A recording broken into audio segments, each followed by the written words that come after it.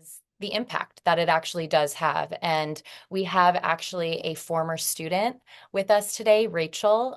We're so honored and excited to have her here. She was in a Kind Campaign assembly. Gosh, it's got to be over a decade ago now. I don't know the exact date, but definitely over 10 years ago. And she's going to share more about, what's happened in her life and how her life has evolved and changed since that experience with Kind Campaign. But how we connected with her is pretty profound. Molly and I were actually out in Utah. We were doing a Kind Campaign assembly at Rachel's school. And, at the end of every assembly, Molly and I take a picture with all of the students, and then we always post the picture online on Instagram. And we always kind of go through the comments and check them out to see what students are saying. And after that particular assembly, we had posted the picture of our school, and we came across this comment that Rachel wrote on our Instagram. And I'm just going to go ahead and read it out loud. It says, "I was at the assembly at Draper Park. You guys really changed my point of view on everything. I can relate to everyone in the film. Every girlfriend I've had, I lost. This morning when I woke up, I was thinking about committing suicide. I came to school today on the verge of tears. Once I got in and sat down, I wasn't really paying attention. I watched the movie and I was in tears. I came up and spoke about my thank you letter. It was about one of my best friends. He stood by me through all of my hard times. Once I got home, I realized that even though some girls can be rude and don't understand what their words can do, that it shouldn't be worth dying over. I called my best friend and talked to him for an hour. I was just crying my eyes out. Your assembly today? Yeah, it saved my life."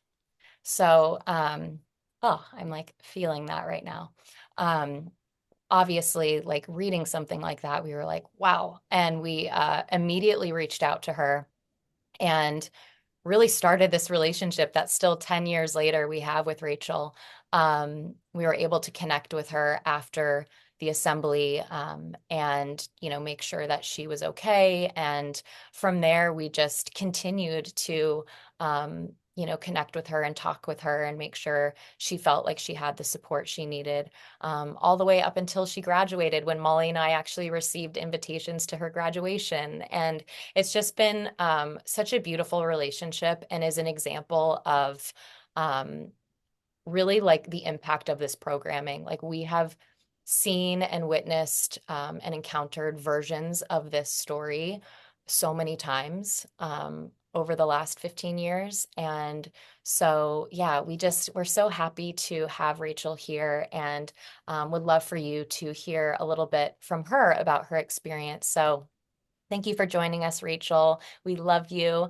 And we were just curious if you could just shed a little light on, what your school experience was like and what led you up to that point that you described in that comment.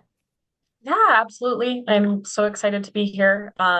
Made me a little emotional too. I was getting teary-eyed while you were reading it out loud. It just popped me right back into that place I was at when I was like 14. Yeah, like you mentioned, it was over a decade ago.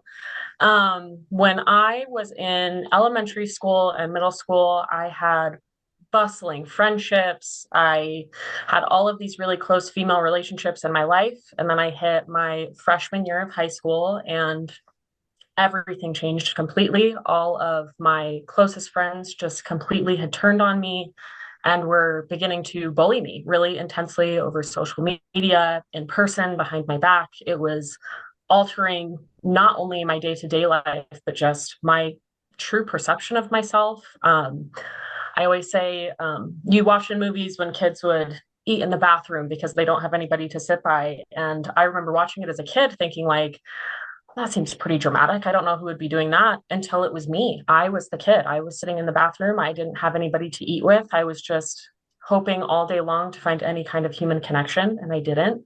And all of these things compiled and compiled and compiled until the morning of that assembly, where I had just decided that I had had enough. And I don't know that there was any huge inciting event, but I feel like that's why I found this assembly to be so important. Is there isn't always a big inciting event. More often than not, it's surmounting and surmounting and surmounting. And something like this can make a world of a difference, as it did for me that day. And what was it about the assembly, do you think, that made such such an impact? Yeah, I think being an adult now, I can look back and I can realize that bullying is such an isolating experience. I think it is very intentional in that matter. And it is brick by brick building up this isolation of you are alone in this feeling. You are the problem in this situation. You are the odd one out.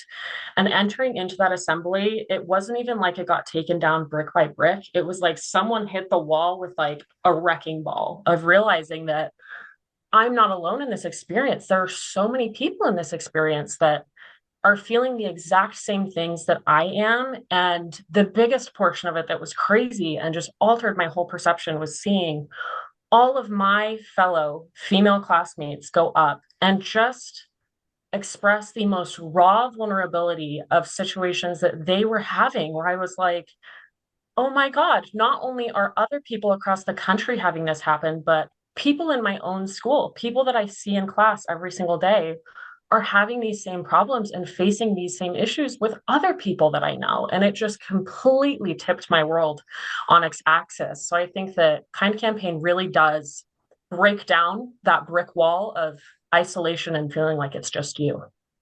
Mm, thank you so much for sharing that.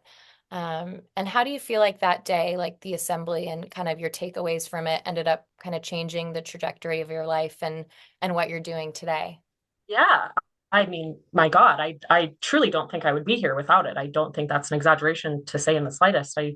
I genuinely that morning, it's crazy to look back on, but I truly don't think I would be here if I had not attended that assembly. And I think relieving that pressure for me opened up so many different gates of so many different trajectories in my life. I finally felt like I had a reason or a why to start talking to the school administrators and my teachers and my counselors because the conversation was now open. We had this open platform to talk about it. It was the perfect segue for me of, well, this is already on everybody's minds. Maybe I go to my counselor now. Maybe I go to my principal. Maybe I go to my teacher and disclose what was going on. And that's exactly what I did. And things started to get a little bit better.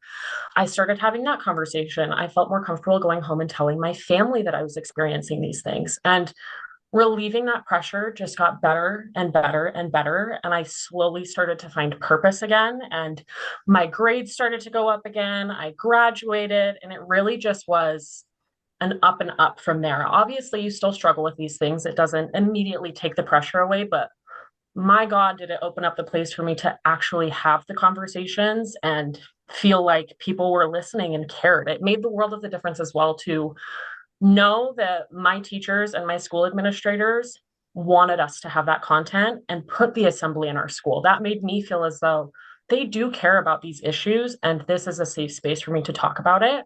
So I actually, funnily enough, ended up becoming a social worker. So I work in a pediatric mental health program for kids that are experiencing suicidal thoughts. And I can't tell you how many kids I meet in a day that are struggling with similar things. And it really changed the trajectory of my life in I can take my experiences that I have from this whole life lesson of the bullying of all of it and teach it to these kids. And I wouldn't be able to do that if I hadn't gone that assembly on that day. Oh my goodness, Rachel, you're making me emotional. Just like hearing all this being transported back to that day. And then, I mean, Lauren and I talk about it all the time, just watching the trajectory of your life and where you are now and what you're doing. We just couldn't be more proud of you. And yeah, just hearing you speak about it firsthand is just so powerful. And obviously, from being in school and now through the work that you do, you see different types of programs, and you touched a bit on why, the impact that this had on you. Why do you think these programs in general are important in schools? And is there anything about Kind Campaign's assembly that is different than others that you think kind of stands out to you? Yeah, absolutely. I think that it's a little bit twofold. I think I have been to a lot of assemblies in my life as a student. You go to tons of assemblies, and I remember just the whole atmosphere of this one being different. There was such an innate vulnerability and rawness to the experience, especially in the fact of getting up and being able to share, having to do the little handwritten notes and getting up. I can't tell you, for weeks afterwards, I saw girls going up to one another, crying, having these bonding experiences. the air in the room during the assembly is like nothing I have ever felt since in terms of female connection, because you are just, it's just crying, it's bonding. You're seeing so many of these friendships and relationships heal just by offering the platform to be intimate with each other in that sense and have accountability and have vulnerability of I was hurt in this way and I hurt you in this way. And I think that's not something you get at every single assembly. And I think that's so important. The second piece to that being, it lives with me for the rest of my life. In the assembly, Lauren had said, there are so many chapters ahead of you that you still haven't seen. And that has stuck, it's going to make me cry. That has stuck with me my whole life, because you don't often hear adults talk about their experiences when they're that age, especially with bullying. It's a very shame-based experience to have.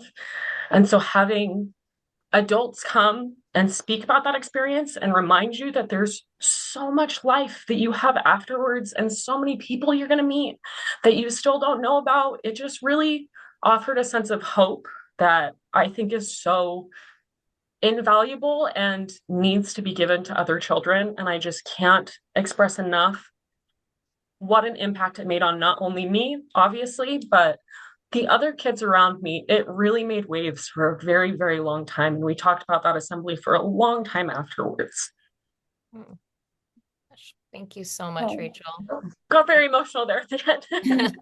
No, I just appreciate you so much for so many reasons, and just opening up and going back to those places isn't easy. So I thank you so much for sharing and for just all that you do. And I'm just like so proud of you and what you're doing now to give back to teens and kids that are going through a similar experience. So thank you for being Yeah, thank you guys. yeah.